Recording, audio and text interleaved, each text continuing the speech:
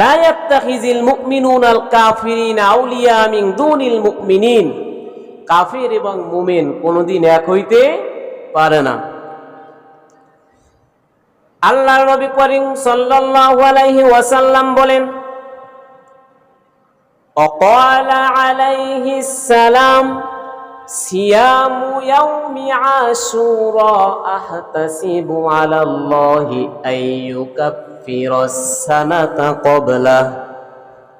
আল্লাহর নবী বলেন, আমি মনে করি এই আশুরার দিনে যে ব্যক্তি রোজা রাখবে, আল্লাহ বিগত বছরের সমস্ত গুনাহ মাফ করে দিবেন। জোরে বলুন সুবহানাল্লাহ, আরো জোরে বলুন সুবহানাল্লাহ।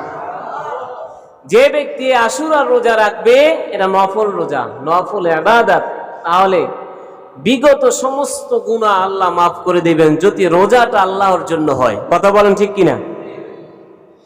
রোজা দুইটা যদি আল্লাহর জন্য হয়, আল্লাহ রাব্বুল আলামিন সমস্ত গুনাহ মাফ করে দিবেন।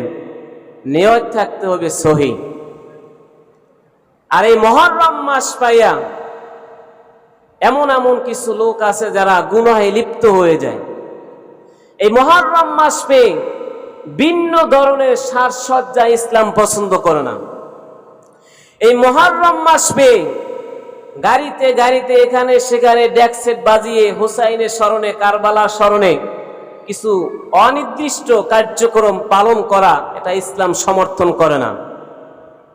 এই মুহররম মাস পেয়ে নিজের গায়ে নিজে ছুরি মেরে বিভিন্ন পোশাক বেঁধে পতাকা উঠিয়ে গান বাজনা কোরআন থেকে হারাম করা হয়েছে, সেই বাদ্যযন্ত্র বাজিয়ে পালন করা ইসলাম সমর্থন করে না।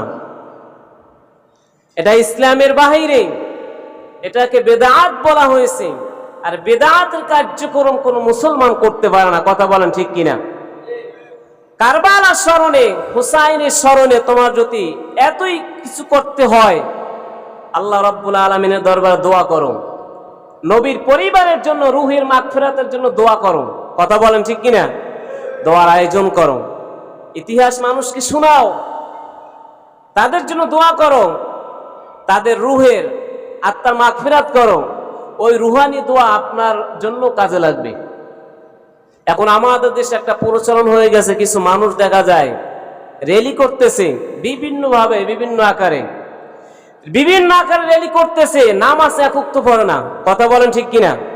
হুসাইন রাদিয়াল্লাহু তাআলাকে যে সময় শহীদ করা হয়েছিল, সীমারকে বলা হয়েছিল, সীমার আমার নানা বলছেন আমি শহীদ হব কারবালার ময়দানে। সময় এসে গেছে, হুসাইনের বুকের উপরে যখন সীমার বসে গেছে, তখন সীমারকে বলছিল আমাকে 2 রাকাত নামাজ পড়ার সুযোগ দাও। কয় রাকাত? 2 রাকাত নামাজ পড়ার সুযোগ দাও। মৃত্যু সন্নিকটে, মৃত্যু কাছে, তিনি জানে, তারপরও 2 রাকাত নামাজের জন্য সময় চেয়েছেন। আজকে নামাজ বাদ দিয়ে সেই হুসাইনের ভালোবাসায় মানুষ আত্মহারা। এই ভালোবাসার কি মূল্য আছে? কথা বলেন ঠিক কিনা? এই ভালোবাসার মূল্য আসেনি? এই ভালোবাসার কোনো মূল্য, হুসাইনের স্মরণে ভালোবাসার মূল্য যদি দিতে হয়, 5 ওয়াক্ত নামাজ পড়তে হবে। এই নামাজকে প্রতিষ্ঠিত করার জন্য, ইসলামকে জিন্দা রাখার জন্য মানুষ শহীদ হয়েছেন।